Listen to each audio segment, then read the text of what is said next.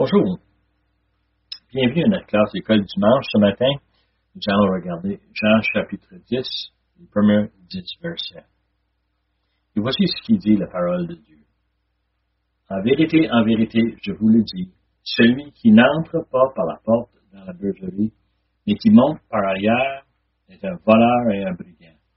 Et celui qui entre par la porte est le berger des brebis. Le portier lui ouvre, et les brebis entendent sa voix. Il appelle par leur nom les brebis qui lui appartiennent. Et il les conduit dehors. Lorsqu'il a fait sortir tous ses propres brebis, il marche devant elles, et les brebis le suivent, parce qu'elles connaissent sa voix. Elles ne suivront point un étranger, mais elles fuiront loin de lui, parce qu'elles ne connaissent pas la voix des étrangers. Jésus leur dit cette parabole, mais ils ne comprirent pas de quoi il leur parlait.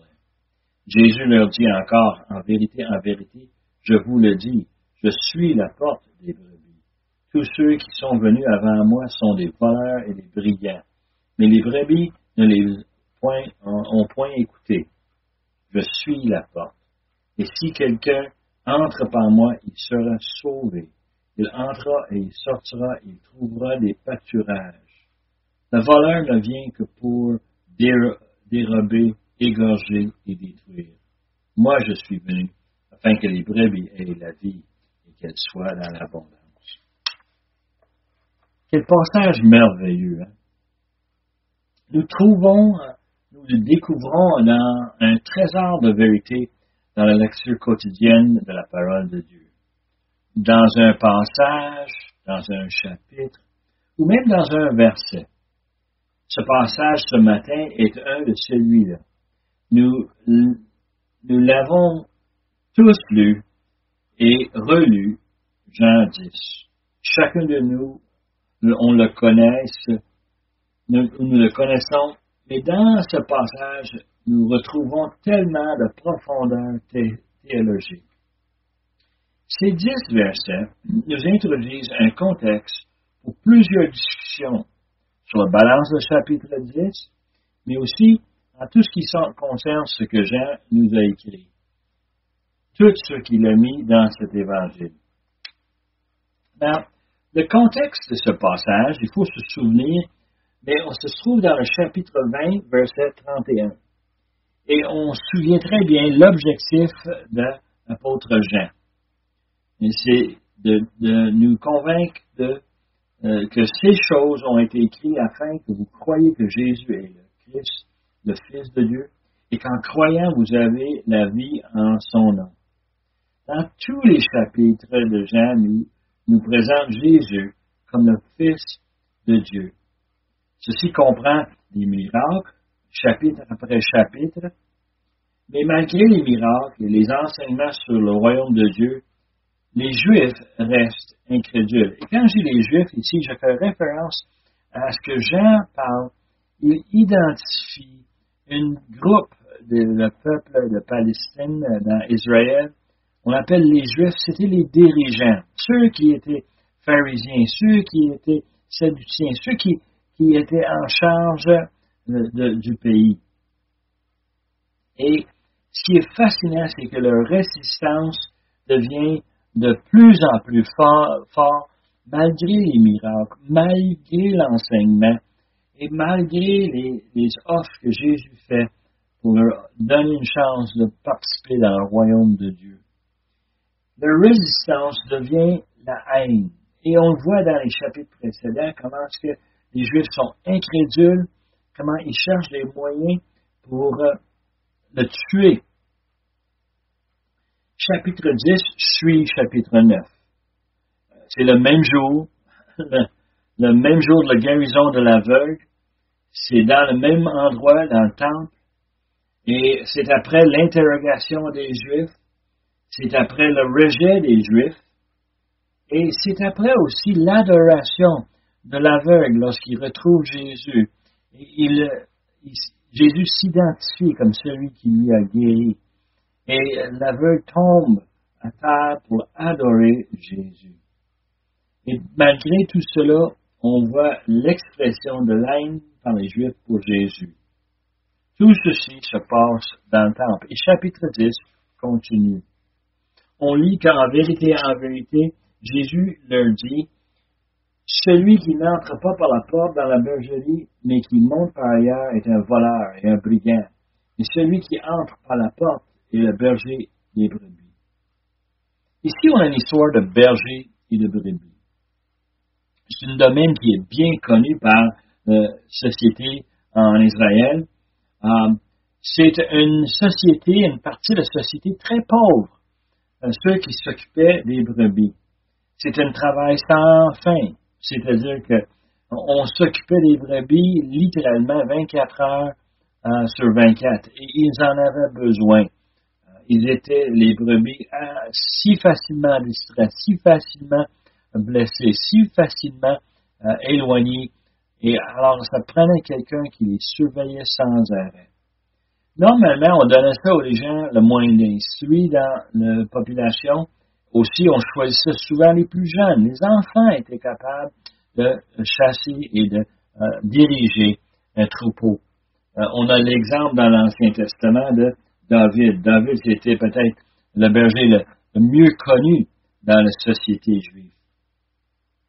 Là, on parle ici d'une bergerie. Et une bergerie, c'est un lieu où on rassemblait les troupeaux du village. Normalement, les bergers amenaient leurs brebis le matin pour les amener dans les pâturages pour qu'ils puissent manger l'herbe, leur donner de l'eau, et ensuite, à la fin de la journée, ils les ramenaient dans leur village, et normalement, le village investissait pour faire une clôture, une cloison, où on pouvait héberger les brebis la nuit, sans qu'ils soient libres de se promener, sans qu'ils soient libres de s'écarter, ni aussi de les protéger des attaques des animaux et même des voleurs. On faisait cette clôture, on mettait une porte et on mettait un homme responsable de surveiller les brebis la nuit pendant que les bergers prennent du repos. Et normalement, chaque village avait leur bergerie. C'est quelque chose de bien connu. On se promenait en Israël de ville en ville et on voyait ces clôtures. Et on voyait le soir l'arrivée des brebis. C'était quelque chose de très bien connu. Alors, ici, il parle de la bergerie comme étant un exemple. Il dit en verset 6 que c'est une parabole. C'est une leçon où il donne une image. Et on se pose la question, quand il parle de bergerie, il parle de quoi? De l'Église. Il parle ici de d'autres bergeries plus loin. Dans verset 16, il dit, j'ai encore d'autres brebis qui ne sont pas de cette bergerie. Celles-là, il faut que je les amène et elles entendront ma voix. Il y aura un seul troupeau, un seul berger. Il y a des commentaires qui disent que la bergerie représente le ciel. Mais verset 9 nous dit que les brebis, ils vont entrer et sortir. Je n'ai pas l'impression qu'on va vouloir quitter le ciel une fois qu'on est rendu. On parle ici de bergerie, ça représente le judaïsme. Et ça paraît parce qu'on est en conflit depuis chapitre 9 avec les Juifs, les dirigeants. Et eux autres ont un système élaboré avec des règles, avec des rituels, et tout est pris à partir des Écritures, mais tordu, dans le sens que c'est un système qui abîme, qui abuse les Hébreux, les Juifs. La population suit aveuglement comme des brebis, et on parle ici d'une bergerie où on a toutes sortes de brebis. On a une porte. La porte représente la seule façon de sortir de la bergerie en sécurité. La seule façon qu'on peut le faire. Le portier, c'est celui qui est embauché pour surveiller la bergerie la nuit. Le voleur et le brigand, c'est ceux qui font du mal au troupeau. Ils veulent voler leur laine, chercher à blesser et à abuser les brebis parce qu'ils s'en foutent d'eux autres. Ils vont même les tuer, les brebis, pour avoir leur viande. Le berger, dans l'Ancien Testament, était un rôle bien connu.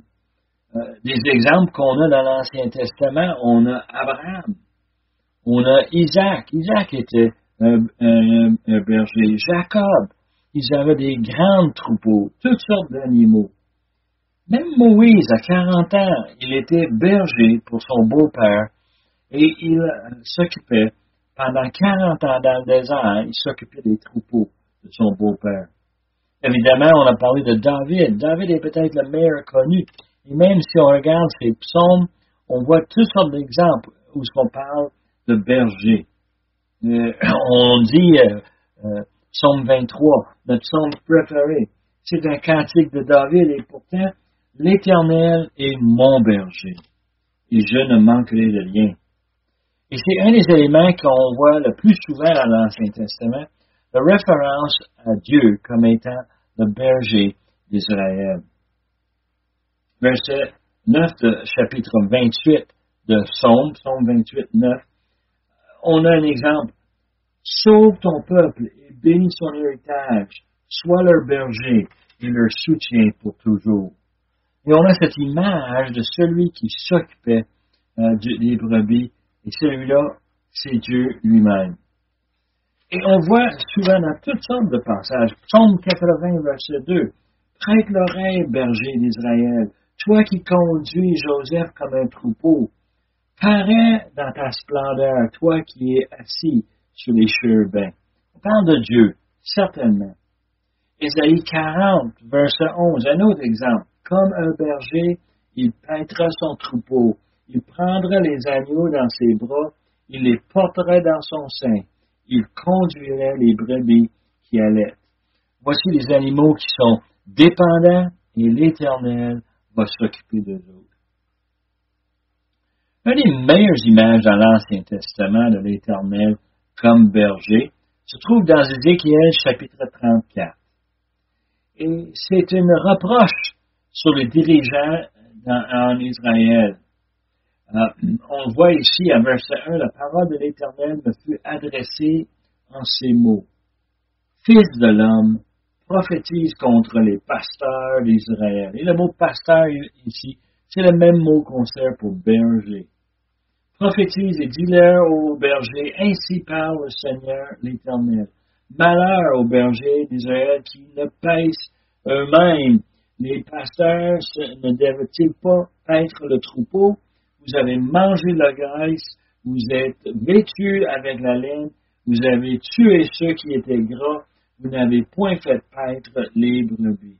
Vous n'avez pas fortifié celles qui étaient faibles, guéri celles qui étaient malades, pansé celles qui étaient blessées.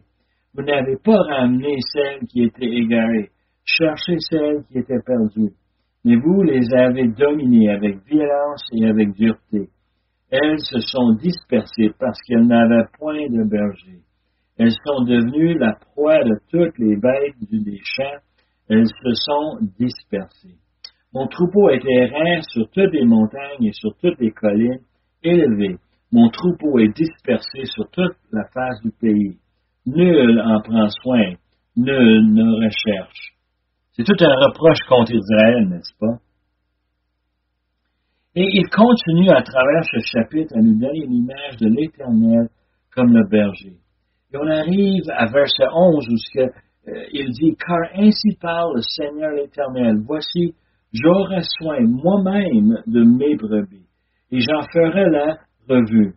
Comme un berger inspecte son troupeau quand il est au milieu de ses brebis éparpillées, et qui ainsi je ferai la revue de mes brebis. Et je les recueillerai de tous les lieux où elles ont été dispersées au jour des nuages et de l'obscurité.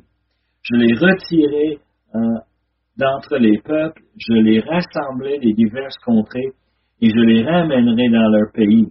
Je les ferai paître sur les montagnes d'Israël, le long des ruisseaux et dans tous les lieux habités du pays.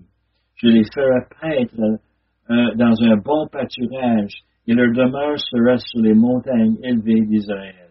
Là, elles reposeront dans un agréable asile, et elles auront de grands pâturages sur les montagnes d'Israël. C'est moi qui ferai paître mes brebis. C'est moi qui les fera reposer, dit le Seigneur l'Éternel. Je chercherai celle qui était perdue, je ramènerai celle qui était égarée, je passerai celle qui est blessée, je fortirai celle qui est malade, mais je détruirai celles qui sont grasses et vigoureuses. Je veux les paître avec justice. Alors, il parle de cette façon-là, où ce que Dieu a l'intention de s'occuper de son peuple, comme un berger s'occupe de ses brebis. Et à verset 23 de Ézéchiel 34, il dit quelque chose de fascinant. L'Éternel dit, j'établirai sur elle un seul berger, qui les fera paraître mon serviteur David, et il les fera paître, il leur sera leur berger, moi l'Éternel, je serai leur Dieu, et mon serviteur David sera prince au milieu d'elle. Moi, l'Éternel, j'ai parlé. Et il parle ici du jugement contre ceux qui ont maltraité les brebis, mais il parle aussi d'avoir une sélection de brebis où il va mettre son berger. Il parle ici de David, mais le problème avec ce passage, c'est que c'est écrit longtemps après David. Alors, on pense ici, clairement, on voit que c'est pas David de qui il parle, mais le fils de David, le descendant de David. Et par ça, on sait très bien, on parle de Jésus, le Fils de Dieu. Il parle ici que Dieu a son troupeau et il y aura un seul berger. Il parle ici le Fils dans la ligne de David. Alors, lorsqu'on regarde notre passage dans Jean 10, on réalise très rapidement que Jésus donne une image complète de ses brebis et de ses bergeries. Il parle de le portier lui ouvre et les brebis entendent sa voix. Il appelle par leur nom les brebis qui lui appartiennent. Et il les conduit dehors. Et lorsqu'il les a fait sortir toutes ses propres brebis, il marche devant elles et les brebis le suivent parce qu'elles connaissent sa voix. Il parle ici de le portier, celui qui surveille la bergerie, et c'est celui qui empêche les voleurs d'entrer dans la bergerie. Mais pas les bergers. Les bergers sont bienvenus. Et quand le berger arrive, il appelle ses brebis. Sa voix est connue et respectée par les brebis, mais pas la voix des voleurs. Le berger donne des noms à chacun de ses brebis. Évidemment, on pense ici que lorsqu'il dit ça, il les appelle par leur nom, c'est qu'il les a donné des noms par rapport à leurs caractéristiques. Ceux qui sont tachés, ils vont les donner un nom. Ceux qui sont grasoïdes, ils vont leur donner un nom. Et on va s'attacher à ces petits noms parce qu'ils ont une relation intime entre le berger et le brebis. Il les a connus. Il les connaît par leur nom. Et cette image qu'on a ici, c'est une image d'élection, de prédestination. Ces brebis ont été choisis par le berger. Ce sont à lui. Ils lui appartiennent, ils s'en occupent parce qu'ils sont choisis. Ils sont le propriété du berger. Ils leur appartiennent. Quand le berger marche devant les brebis et les suit, l'image est merveilleuse, n'est-ce pas? D'un brebis choisi par son berger, qui est en soumission complète et il suit la direction de son berger. Et à cause de ça, il est béni, il est protégé, il est nourri. On s'occupe de lui. On va lui penser lorsqu'il est blessé. On va s'occuper des malades. On va faire ce qu'on a à faire pour s'assurer de survie des brebis. En verset 5 nous dit qu'ils ne suivront pas un étranger, mais elles fuiront loin de lui, parce qu'elles ne le connaissent pas, la voix des étrangers. Et voici une promesse très importante. Les brebis ont peur du faux berger. Ils l'identifient comme étant un étranger et ils s'évadent, au point qu'ils vont fuir. Ils reconnaissent que c'est pas leur berger. Une association qui se forme entre le maître et son disciple, un fait qui ne peut pas être déjoué par quelqu'un d'autre. Il reconnaît la voix de son berger. En verset 6 nous dit que c'est un parabole, Mais il nous dit aussi que les gens ne l'ont pas compris. Alors, Jésus part à partir de verset 7 avec une explication pour essayer d'aider cette compréhension. Dans toutes les paraboles, ce qui est fascinant, c'est que Jésus ne donne pas une parabole pour éclaircir une réalité spirituelle pour n'importe qui. C'est pour ses disciples. Et on voit par exemple dans Matthieu 13, les disciples qui s'approchent de Jésus lorsqu'il a donné la parabole sur le semeur. Et ils disent en verset 10 de chapitre 13, « Pourquoi leur parles-tu en parabole? » Et Jésus leur répondit, « Parce qu'il vous a été donné de connaître les mystères du royaume des cieux, et que cela ne leur a pas été donné. » C'est une forme de jugement. Ce qui est arrivé en Israël, c'est que les gens sont venus voir Jésus, ils ont vu les miracles qu'il faisait, ils l'ont écouté, mais ils n'ont pas cru. Ceux qui ont cru, ils ont cherché à faire comprendre les paraboles en allant et en parlant directement avec Jésus. Ils cherchaient une explication et Jésus n'a pas hésité à leur donner des explications. Mais à ceux qui ne croyaient pas, ils voyaient la parabole comme une histoire intéressante sans comprendre le sens. Alors, quand Jésus donne cette image ici d'une bergerie avec des brebis, avec un berger, ce qu'on trouve très intéressant, c'est le fait qu'on est dans une situation où ce que Jésus veut que ses disciples comprennent, mais c'est pas pour le public. Et Jésus donne un premier indice dans cette histoire. Il donne une clé pour comprendre l'image. La porte, c'est Jésus. Le point central du bergerie, c'est la porte. Et la porte, c'est Jésus, c'est la seule façon. Il n'y a pas d'autre façon pour faire entrer et sortir les brebis. Les vraies brebis du troupeau de Dieu doivent passer par Jésus. Sans Jésus, il n'y a rien. Rien pour que quelqu'un puisse faire. Tous ceux qui sont venus avant moi sont des voleurs et des brigands. Mais les brebis ne les ont pas écoutés. Est-ce que Jésus parle ici de tous les prophètes qui les ont précédés? Ou il parle-tu vraiment des dirigeants qui sont responsables pour Israël à cette époque? Encore, on pense à chapitre 9. Comment est-ce qu'ils ont interrogé l'aveugle?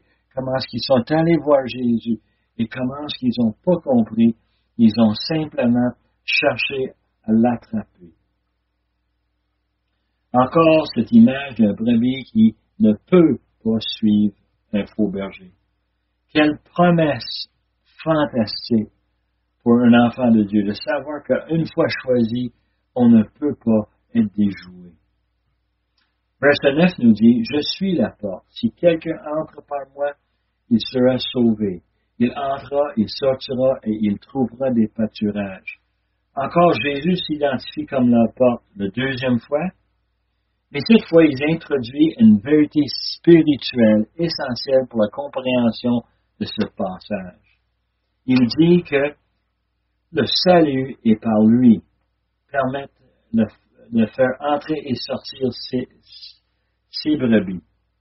C'est le salut que Jésus offre.